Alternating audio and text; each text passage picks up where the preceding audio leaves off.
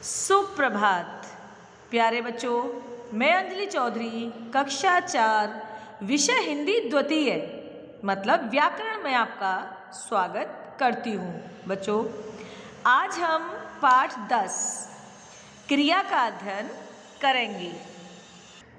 क्रिया किसको कहते हैं बच्चों? क्रिया यानी कार्य, काम।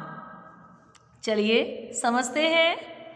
नमिता, कल तुमने सुंदर नृत्य किया था। सुनीता, तुमने भी तो कितना मधुर गीत गाया था। सुमित, तुम तो बहुत अच्छा क्रिकेट खेलते हो। हाँ अमित, मेरे चाचा जी ने मुझे क्रिकेट खेलना सिखाया है। बच्चों, आपने यहाँ देखा कि इन रंगीन शब्दों द्वारा हमें कुछ काम के होने का पता चल रहा है, जैसे नृत्य किया, गीत गाया, खेलते, सिखाया, खाया, पिया, दौड़ा। कोई भी कार्य क्या कहलाएगा? क्रिया। समझते हैं इसकी परिभाषा। बच्चों, जिन शब्दों से किसी काम के करने या होने का बोध हो या पता चले उन्हें क्रिया कहते हैं, जैसे खाना, पीना, पढ़ना, खेलना, सोना, दौड़ना, नाचना, गाना आदि। यानी कोई भी कार्य जिसमें हमें पता चले कि कार्य है वो क्या कहलाएगा? क्रिया कहलाएगा। एक बार और पढ़ेंगे। जिन शब्दों से किसी कार्य के करने या होने का पता चले उन्हें क्रिया कहते हैं, जैसे खाना, पीना, पढ़ना, सोना, खेलना आदि। लिंग और वचन के अनुसार भी क्रिया शब्दों के रूप बदलते हैं। बच्चों, किसके अनुसार? लिंग और वचन के अनुसार हमारी क्रिया बदल जाती है।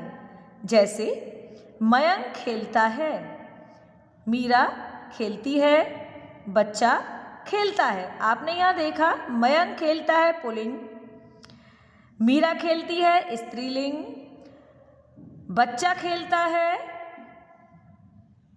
वचन, दीपक पढ़ता है, सोनाली पढ़ती है, बच्चे खेलते हैं।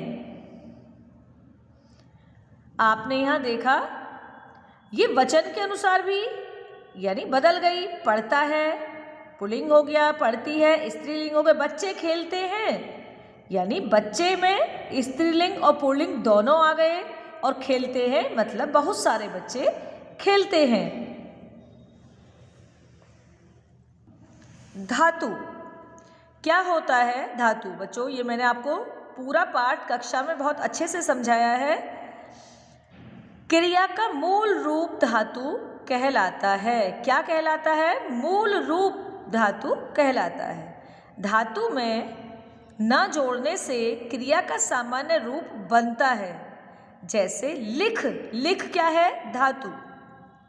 हमने उसमें ना को जोड़ दिया तो क्या बन गया? हमारा क्रिया बन गया। लिख का क्या हो गया? लिखना।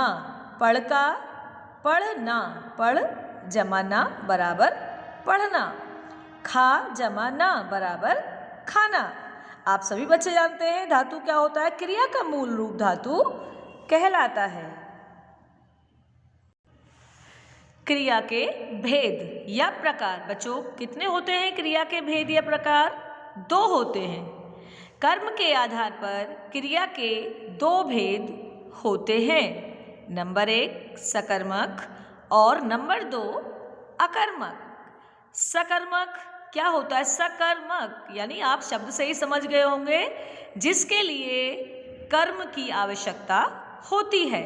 अकर्मक जिसके लिए कर्म की आवश्यकता नहीं होती। नंबर 1 सकर्मक। जिन वाक्यों में कर्म हो वहाँ सकर्मक क्रिया होती है।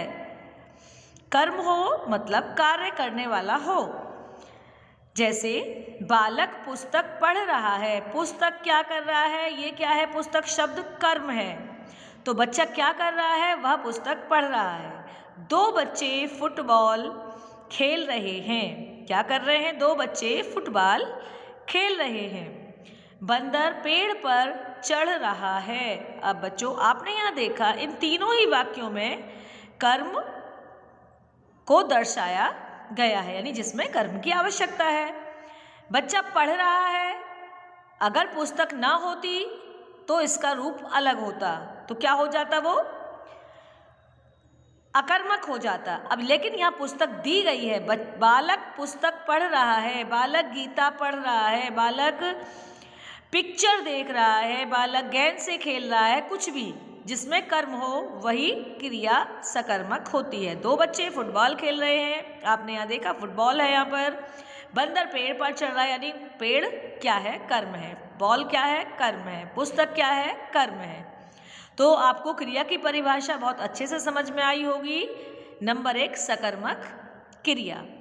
जिन वाक्यों में कर्म हो वहाँ हम सकर्मक क्रिया का प्रयोग करते हैं, या जिसमें कर्म की आवश्यकता हो वह सकर्मक क्रिया कहलाती है।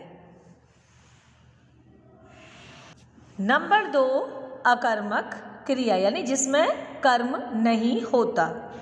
जिन वाक्यों में कर्म नहीं होता उनकी क्रिया अकर्मक होती है।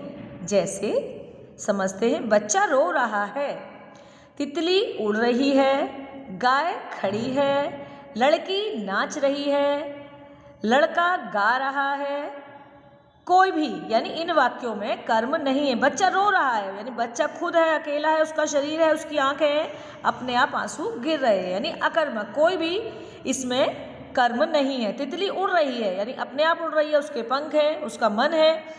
गाय खड़ी है, तो क्या है ये, अकर्मक क्रिया। जिन शब्दों में कर्म नहीं होता वह अकर्मक क्रिया कहलाती है।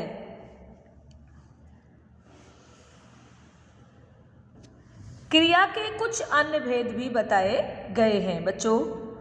संयुक्त क्रिया, संयुक्त परिवार होता है जहाँ पर सभी लोग एक साथ रहते हैं, यानी मिला जुला।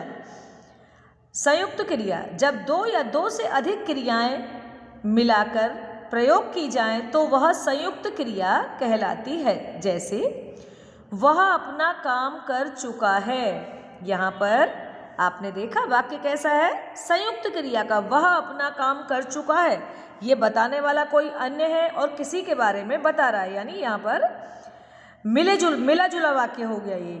रोहित खाता चला गया, यानी उसने बहुत सारा खाया, खाता चला गया, बताने वाला कोई और किसी की और की बात बता रहा है। तो कौन सी क्रिया होगी हमारी, ये संयुक्त क्रिया होगी। नंबर 2, प्रेरणार्थक क्रिया।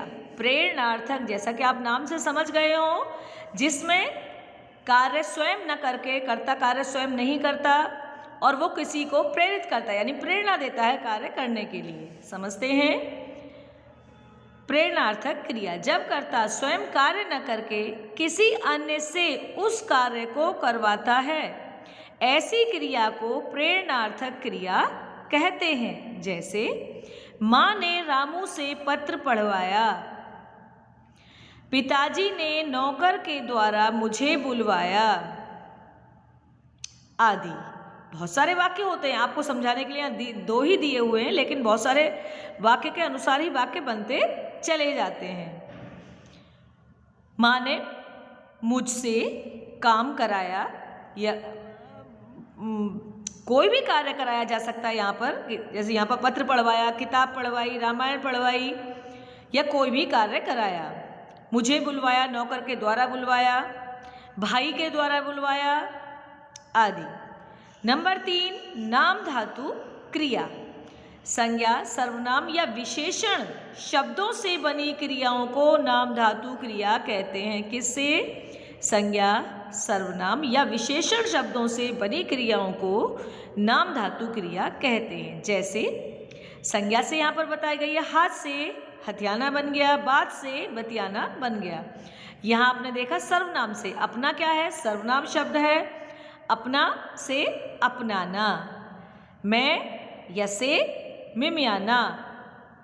विशेषण से, या विशेषण क्या होता है, जो विशेषता बताते हैं, नरम से नरमाना, गरम से गरमाना।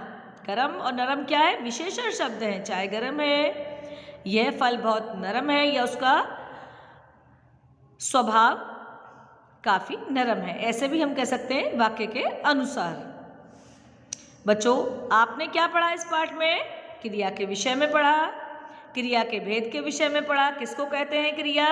जिन शब्दों से किसी कार्य के होने का बोध होता है उसे क्रिया कहते हैं। कर्म के आधार पर क्रिया के दो भेद बताए गए हैं, सकर्मक क्रिया और अकर्मक क्रिया। सकर्मक क्रिया जिस कार्य में कर्म की आवश्यकता होती है सकर्मक क्रिया कहलाता है, जिसमें कर्म की आवश्यकता नहीं होती अकर्मक क्रिया कहलाता है। ये यहाँ पर आपको देखो, जैसे पहले बताया था, निम्नलिखित शब्दों से नाम धातु क्रियाएं बनाइए। जैसे अभी हमने आपने ऊपर भी पढ़ा था, शर्म शर्माना, लाज लजियाना, लालच ललचाना, झूठ झुठलाना। अब यहाँ पर प्रेरणार्थक क्रियाएं बनाइए। काटना कटवाया, भेजना भिजवाया, जोड़ना जुड़वाया, मांगना मंगवाया। सही विकल्प के सामने सही का चिन्ह लगाइए। यहाँ पर आपके इसी से संबंधित प्रश्न हैं, उनके विकल्प दिए गए हैं और उन्हीं के बारे में बताया गया है। नंबर 1, किसी काम का करना या होना कहलाता है। जैसे मैंने अभी आपको बताया था, काम जिससे हमें काम का पता चलता है तो क्या कहलाया जाएगा? वो कर्ता, क्रिया या कर्म। तो कार्य का क्या होता है? क्रिया का मतलब काम, यानी काम का होना, तो हम किसको सही कहेंगे? बा को क्रिया कहलाता है। मोहन पत्र लिखता है, इस वाक्य में क्रियापद है, क्या है? मोहन पत्र या लिखता है। क्रिया क्या होती है? हमें कार्य करने का पता, तो क्या आएगा? स, लिखता है। नंबर 3, रोहित गांव गया, इस वाक्य में क्रियापद है। रोहित गया या गांव, तो क्या है यहाँ पर क्रियापद? ब, गया। वह अपना काम कर चुका, इस वाक्य में कर चुका है, क्या है? संयुक्त क्रिया, नाम धातु क्रिया या प्रेरणार्थक, यानी मिला जुला, तो क्या होगा हमारा? संयुक्त क्रिया। सभी बच्चे इस पाठ को दोबारा पढ़ेंगे व याद करेंगे। इसके प्रश्न उत्तर भी आप इसको याद करेंगे समस्त पाठ को। धन्यवाद।